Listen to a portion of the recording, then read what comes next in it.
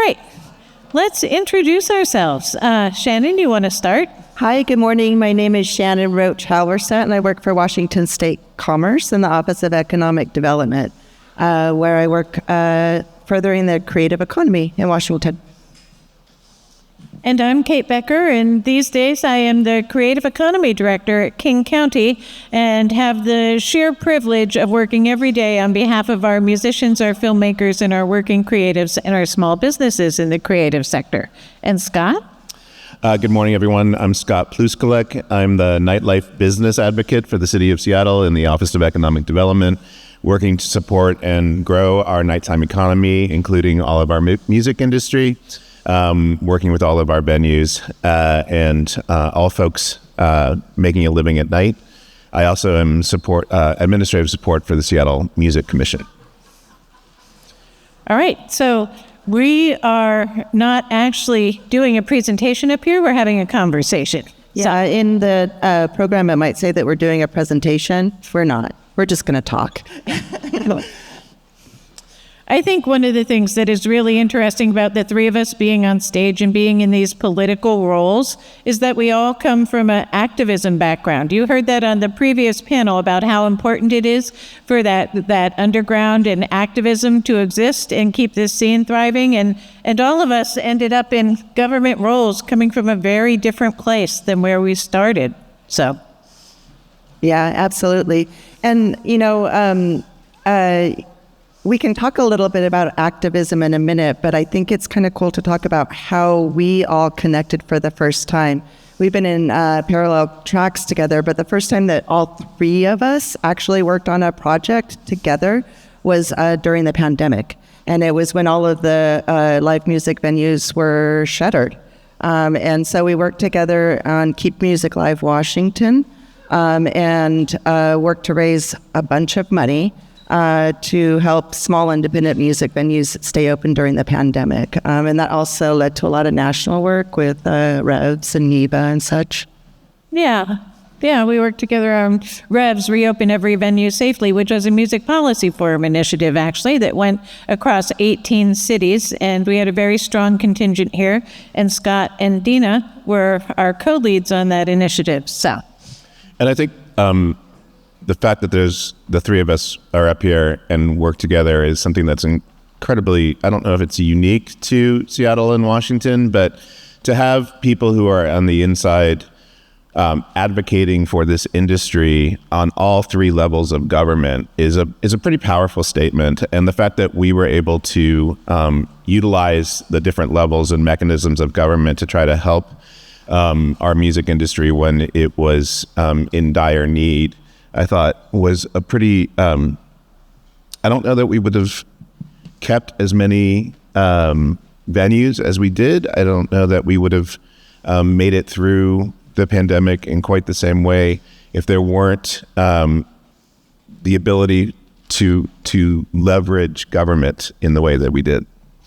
I agree. It doesn't hurt that we like and trust each other very much. That is helpful. But also that we sort of inspire each other when we're in those hard moments where we know you've got a giant presentation with the governor or you're talking to city council and we're like, okay, go Scott, go, we got you, right? So, that kind of support is super important when people are putting their putting their jobs on the line to move things forward. We're your friends on the inside of government. Yeah, it's true.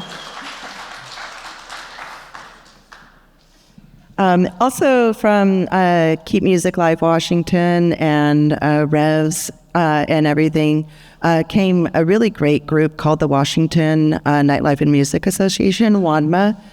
We have Lee out here and a few other folks who are really active in that. But it was really an opportunity for live music venues to come together and create community from across the state.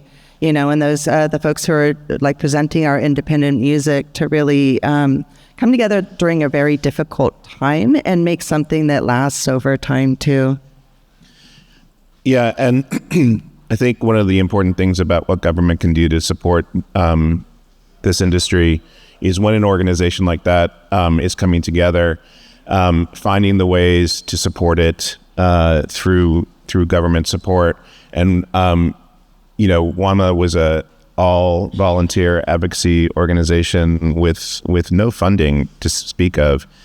And I think, one of the accomplishments that we were able to do this past year was both through the Department of Commerce and through the Office of Economic Development, provide 300,000. We each did 150. It was close to that. Yeah. So roughly $150,000 from each of us to support WANMA and get it able to get on its feet, hire Lee and Jordan as directors, and really put together the infrastructure that will make that organization survive and move forward and really be able to function as an advocacy organization from the outside. Because one of the things that we talked about yesterday and what's so important, and I think we're getting a little off topic here, but in talking of government support, but we want to advocate for you, but we need you as a groundswell on the outside to support us in the work that we're doing. So it's a symbiotic relationship that is incredibly important. One of the things that we did with WANMA from the state level too is that we worked together to put together a team to participate in a program called the Innovation Cluster Accelerator Program. This is something that a lot of different industries do, is that they come together and they figure out, what are the different roles in the industry that can work together to advocate for the industry? What are some of the opportunities and challenges currently in the industry? And so for about 6 or 9 months, a group of about 6 of us worked together answering those questions. And that's actually what led to the support from the Office of Economic Development and the Industry Cluster Accelerator Program. This is all stuff that's like super esoteric. And I had no idea before I got into government that you could tap into money and resources from places like this. But it's also a way for us to build these relationships with government so we can come in with policy and recommendations and show it from an industry perspective, from the music and nightlife folks. And so it's really nice to be able to bring creatives into these conversations where there's larger scale government support. Yeah, another initiative that I think we should touch on is after we worked to really help stabilize independent venues, we realized that our musicians had not had stages to work on for 20 months, right? And so we had to figure out, how do we help our working musicians get back on their feet? And so we figured out how to use some lodging tax from tourists, build an initiative in partnership with Visit Seattle and with Scott's office, the Office of Economic Development, and my office, and build an initiative that uses tourism taxes to commission artists to play in independent venues. So the artists get all that funding. The tourists bring the funding. The artists get the funding. The venues benefit because they get to put on shows that they might not otherwise be able to afford. And so it's a very symbiotic relationship that we have developed. We're going into our 4th year of what's called the Cloudbreak Music Festival now.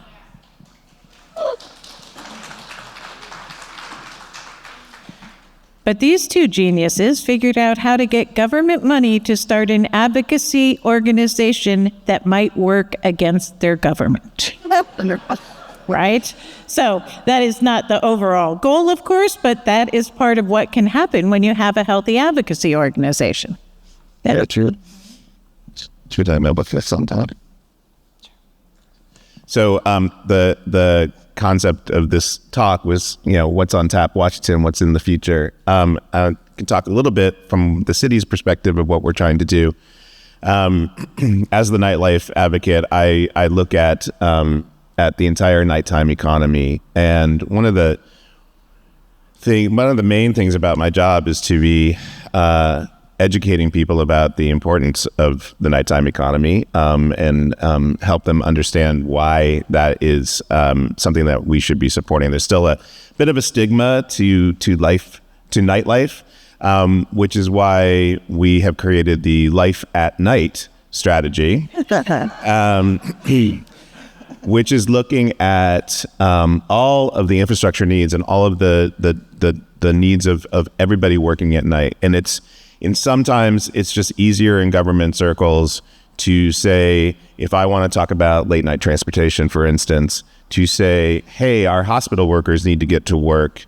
The folks who are cleaning the office towers need to get to work and need to get home at these hours. When you start framing it outside of artists and bartenders and things like that, which... But we love. Yes, indeed. We do. It just makes it easier to have this conversation. So this Life at Night strategy, what I'm working on for this next year, late night transportation. We have a transit levy coming up next year. I want to get more money in there to support actual late night metro services that are going to take people to where they actually need to be.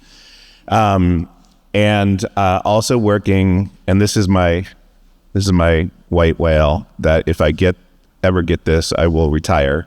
Getting Sound Transit to run until 4 a.m. on the weekends. Yes. That's If we can get that, I'm done. So those are a big swing that I'm looking at. Also looking at working with our storefront repair, or not storefront repair, our Seattle Restored program from the Office of Economic Development. Right now, we're taking these vacant spaces, downtown spaces. We're allowing retail and we're allowing like art into these spaces, but we're not able to get performances in there yet. And so I want us to figure out a way, working with that program, to be able to activate these empty storefronts with performances, primarily musicians, but also theatrical performances or whatever. But we need to be getting people in there at night to bring people back downtown to really truly get the BLT after 9 o'clock. So that's another thing we're working on. And then doing an infrastructure survey. I know we talk a lot about impact surveys.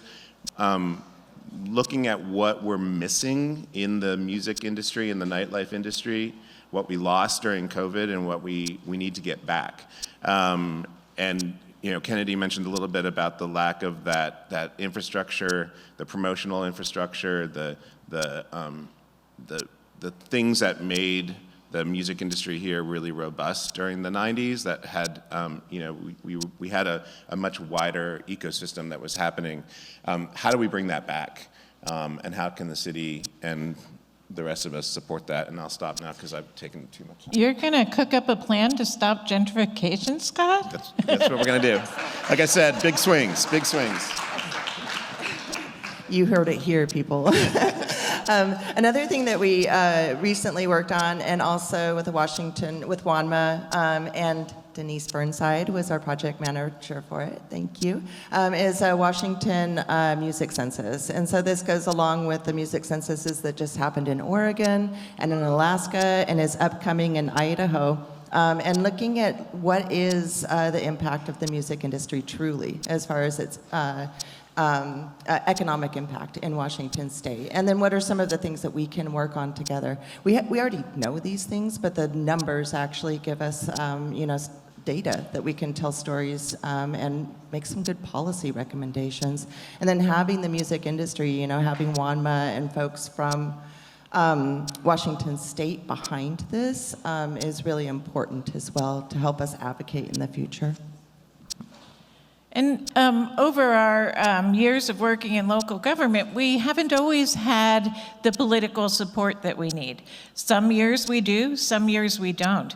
And so one of the things that I have certainly learned, I think we all have, is when you have a political leader who gets what you're doing, freaking run forward, push ahead as fast as you can, because not everybody gets it, right? And so there have been years where we're just sort of stalled and knocking on a door over and over and over and not making good headway. And then there's years when we've been able to blaze ahead. And a lot of it has to do with getting that political support around us. And, over the years, Seattle has done some really strategic things from a grassroots level to, like there was a campaign years ago called Got Nightlife.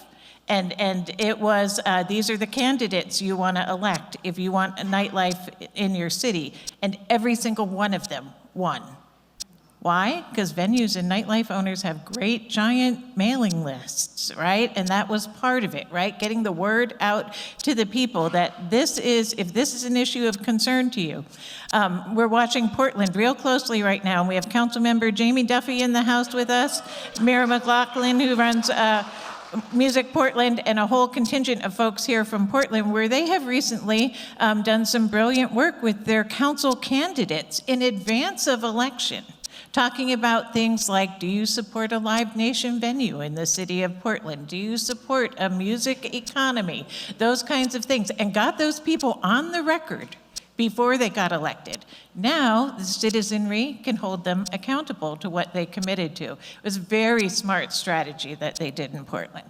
And I think that also kind of leads into, Scott, you mentioned earlier that it's not common to have people who are in government really gunning for artists, gunning for creativity at the city, county, and state level. And it actually took decades of work to get here. You rewind back to the early 90s and music was absolutely vilified, and there's so many people in this room and outside of this room who have been working for decades to really underscore the importance of music and musicians and artists, both culturally and then also commercially, so yeah, I think it's important to continue to work together and keep steady and keep that message coming.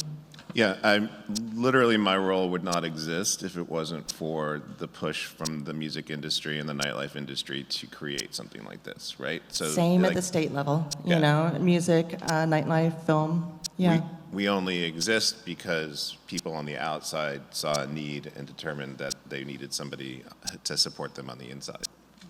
But there have been critical pieces of political infrastructure that we have lost as well. The music community rallied to have the long-standing Office of Film become the Office of Film and Music in 2005. In 2019, the city decided not to keep the Office of Film and Music anymore. It was a real loss to our community, and we just need to keep the focus on the work and be accountable to the people as much as we can. Indeed. What else?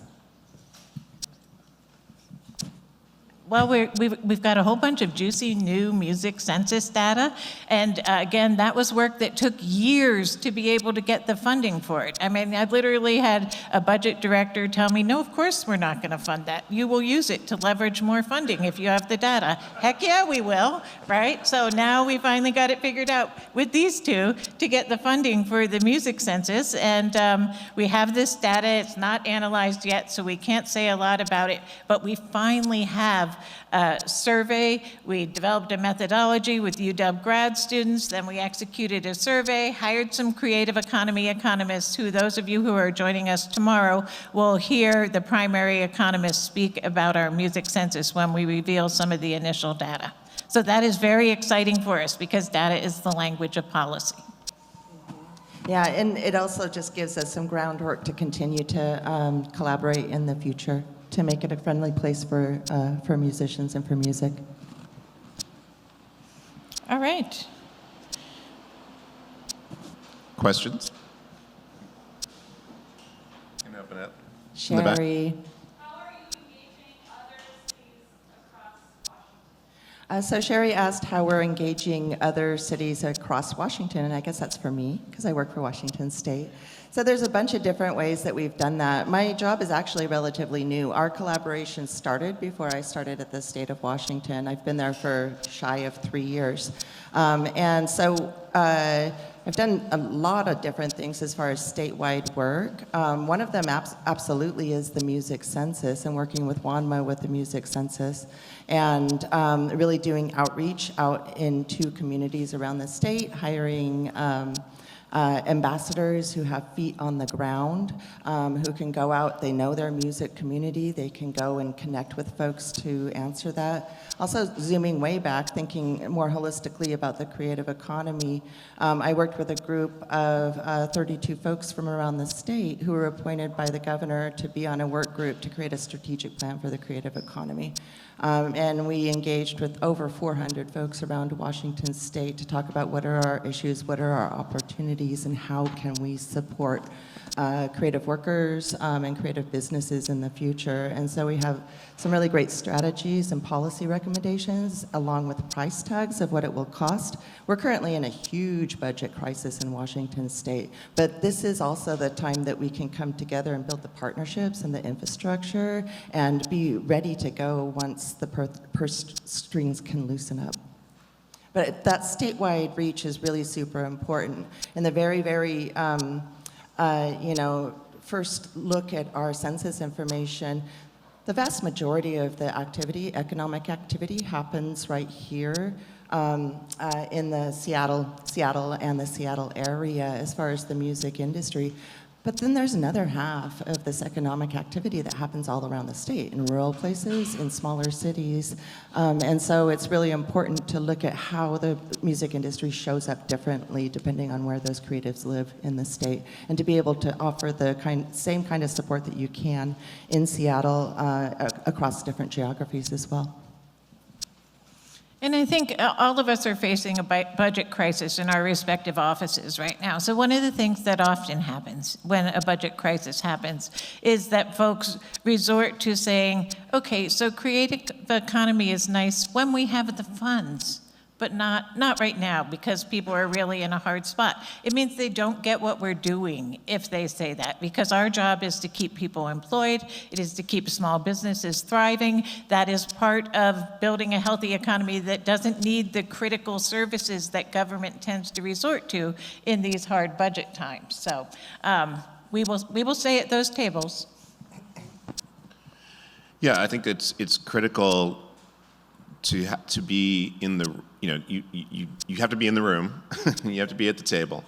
And I sort of touched on it before, but like 3/4 of my job is just to be in a room with other government officials and remind them that nightlife is important, and that the nighttime economy and the people who are working at night and making livings at night need the support of the city as well. The cities tend to spend all of their time making policy to help daytime workers and businesses, right?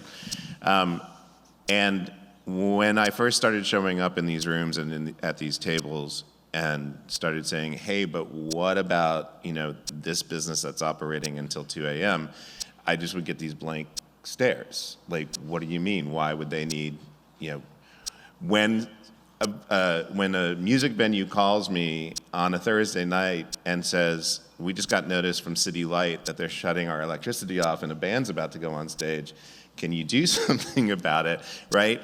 That's where the city has stopped thinking about the nighttime businesses, right? So just being at the table, being in the room and being able to advocate helps make them start to change the way that they think and the way that they're analyzing policies and programs. And now it's to the point where every time I walk into the room, they just automatically are like, oh, right, we got to do something about nightlife, right? It's just the thing. It's a conditioning that we've gotten them to do. And that's why it's so important to have advocates. And I'm sorry if I sound like I'm tooting my own horn here, but it's vital for this industry to have government folks who are willing to talk to you. I'm curious, are there any business verticals that feel the work you're doing is competitive with what they're trying to accomplish? And or are there any surprising allies that you found in other business areas that support the work that we're trying to do that makes sense in some way as well? So Ben asked if there's business verticals that see us as competition or that collaborated in unexpected ways. I have lots of examples, but I'll use just one. So the team that I work in economic development is all industry leaders in different industries. And so I'm creative economy, but I also have peers that work in life sciences, peers that work in workforce development. My peer, Carrie Pierce, who works in workforce development, we're looking at pipeline development, like how can we have formal paid apprenticeships on the state and national level in the creative economy. And how can we connect with career-connected learning and like the school districts to be able to have in-school curriculum around the creative economy. And she's been instrumental in connecting us with, the workforce boards around the state, with bringing in folks to our convenings to help us to form strategies for doing that, And then as far as competition, yeah, there's always competition, especially in government, because funding is, there's a lot of competition for that. And, I would say most business verticals do want to be able to position themselves well. There's also just competition in that, it's hard for people to recognize creativity also has commercial value. And so, being able to be at the table all the time, like Scott said, and always be advocating for creatives and for creative businesses, helps to kind of make people drink the Kool-Aid and not be our competitors and instead be our supporters and collaborators. We need to wrap this up, but I just wanted to follow up on something Scott said about showing up in these rooms where people are not conscious of nightlife. It's because our electeds don't go out real late at night real often. Take them out, right? Let them see what a nightlife scene looks like, so that they know what you're talking about when you're talking to them. But seriously, city business tends to start at 5:30 in the morning, right? So they're not out partying all night. But you can help them break that habit and take them out once in a while so that they have firsthand view. Invite them to your shows. Yeah. Or, to a daytime concert at KXP or something like that. Do we have time can I just respond to one more thing so for Ben? I think the way that I approach it and what I'm trying to do is look at the larger scale of the economy and helping, in order for me to be able to help bars and restaurants and nightclubs, I do this end run where I want to help other nighttime businesses, right? So I'm looking at how we support all the nighttime workers, and by doing that, we then help the people the musicians and the people who are working late at night in industry that might not be something people want to readily support. One of the things I'm looking at right now is the lack of late night, overnight, and early morning childcare, and how do we fill that void? Because I know that for a lot of the people who work at night are women, people of color, lower income, they're making less money. Childcare is such a vital thing that if they can't get someone to look after the kid, they might lose their job, right? And that applies to our musicians as well, right? Can you take that gig if you can't find somebody to look after your kid while you're out there? So I just see it holistic. I try to look at it holistically so that we don't create those competitions, so that we actually are supporting all the businesses. So. Thanks, everyone. Thank you so much.